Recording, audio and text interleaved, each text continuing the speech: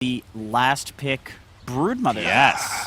By no means a free Broodmother game. Timbersaw, good game counter. You can kill all the spiders laying against the Brood quite easily. Yep. And I do like Wraith King plus a nuker against Brood in lane. Typical melee owner, and Brood is a typical melee hero. Oh, Cuckoo. Wraith Fire Blast into the Fortune's End. Split Earth not able to connect with the Timber Chain on the other side. That's going to be first blood going to GPK. The Broodmother already falling, Jenkins. I think any lane that Timber goes to, he's going to have an advantage, even against Lesh. Zephyr with a very uncharacteristic miss on the Impale. Ends up paying the price with the Cold Snap EMP combo. We were all thinking with the last pick Brood, what do you do to deal with this hero, but... What do you do against Timbersaw? Oh, this might be it, though. Yep, we see the Lesh coming with that Chronosphere set up into the Split Earth. Enough magic damage, and that is a huge kill for T1. They desperately needed it. If you don't lose the ult, and also in the late game, the ult is on such a low cooldown. Oh, okay, Cuckoo makes a rotation. GK, I see the Spiderling doing so much damage. Face Edict, not enough, and now the Impale from Zephyr into the Split Earth. So nice turnaround here for T1. And we're going to see a smoke here from VP. But yeah, we typically see the pipe as a first item like I was talking about. Solar Crest as well, but just switching it up just slightly. We've seen some Greaves, of course, in the past, in addition, as Cuckoo, with all his spiders, going to be potentially ganked here. Trying to micro them to a high degree. GPK in the vicinity. Tornado misses, though. Hits a couple of creeps, and that's about it. But a big stun from Zephyr onto 2. And now VP are on the run. Kingslayer just drops of his own accord. Cuckoo, not mincing words here. Looks like the pressure's going to be applied again, but the Ice Wall is connected here. The slow progress is a Chronosphere on all three on the outer edges, but what is the follow-up? Buyback onto the Oracle now. The Bash is online, so Save takes a tumble. But in the meantime, taking some damage from the Chakram. We see the Sunstrike Comet, but it's not going to connect on anybody as Nightfall has come to play as well. Tornado will hit the Leshrac. Trying to save him with Cuckoo here on the sideline. DM, you can see taking some right-click damage, but as we see the Radiance now online at the 13.5-minute mark.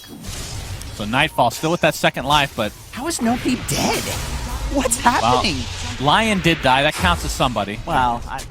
Doesn't have a ton of mana to work with, and Nightfall still only with that level 1 ult, but running in. Gets that Wraith Fire Blast. It's going to be dispelled there by the Vendetta, or dodged, I should say. But Broodmother, on the other hand, is going to get bursted down between the Chakram and the Finger of Death. Chrono into whatever else that we talked about. But it does take some execution. We have some TPs down here. Cataclysm a little bit early. Not really going to hit anybody. The Chaotic Offering is only going to hit one because of the Yule Step on the save. And now the Chakram comes out. Nightfall in the midst of things. Oh, a big whirling death into the Timber Chain. Blows up 2 instantly on T1's side. And now they are on the run. DM opening up a can of whoop-ass on this Timbersaw. And that'll continue onto Whitemon. Wraithfire Blast applies and crits him down to the ground. Holy Jesus, DM. That felt good for me just watching it. First item, brown boots. Okay, now you need the shard. Yeah, we have a 9-man smoke overall. Nightfall the only one. Of course, he has that second life to work with. Zephyr burrowed up. No vision showing him right now, but double Impale. All right, into the Chaotic Offering. They're using most of their resources onto Save, who's already only at half HP. And here comes the Cataclysm. Leshrac gets the Yule's off to save himself. The Chronosphere is going to clip 2, and it's the 2 supports. Very important to kill that Oracle, but both will buy back into the game. Now Carl trying to get out of this, but looks like he's going to fall here, but a nice Split Earth comes out. Ends up saving him in the end, and VP have to run, despite Zephyr being completely out of mana. Of course, there is some capability from T1's side to jump in and try to steal this, as Zephyr's going to be spotted out. There's the Dust. Chakram to follow. So much damage reduction. Finger of Death still not enough. He's healing so much right now. Wild Burrow, 23 Savage, trying to focus on GPK, but he's going to get out, it looks like. Zephyr is still alive.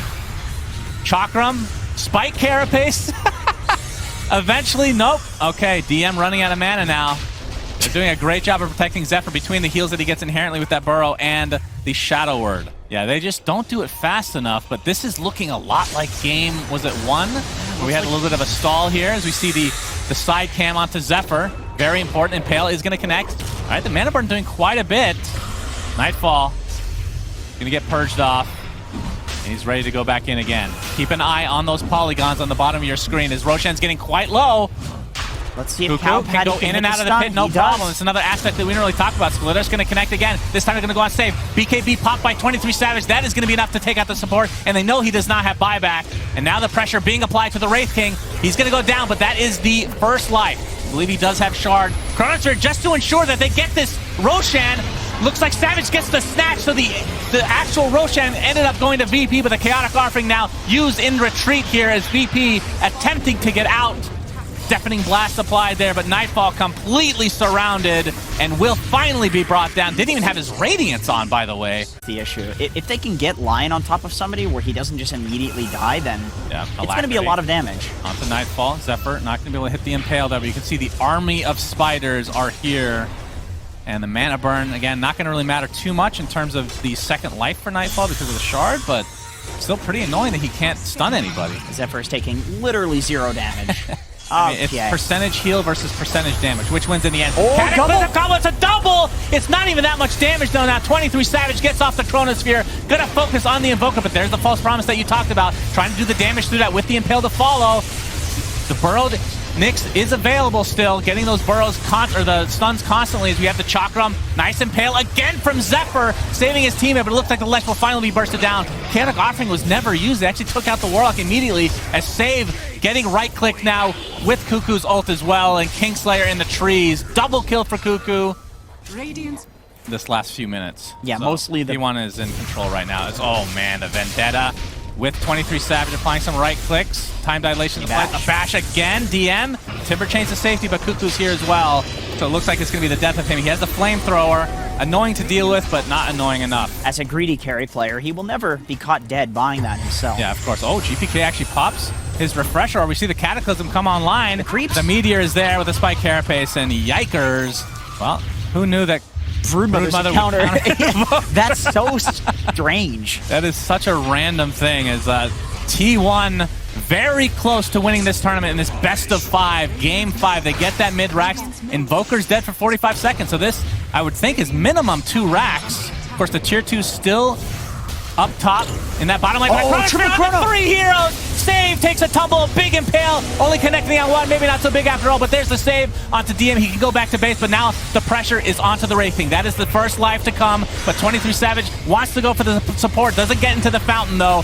Completely surrounding Wraith King. 3 dead, T1. And they're just gonna focus on the buildings, of course, with this Diabolic Edict. 60 seconds of no Wraith King. He's just gonna walk right in. Oh, he gets Hexed though. Has to be careful. Cataclysm to follow, but a nice Yule Scepter. Who used that Yule Scepter, actually? What? That's a Wind Waker. Are you serious? I was going to say, we finally get to see it. As this tier 4 tower looked to be falling, you see the Time Walk reverse from 23 Savage, and it looks like T1 are going to be taking this game before Wraith King can even respawn.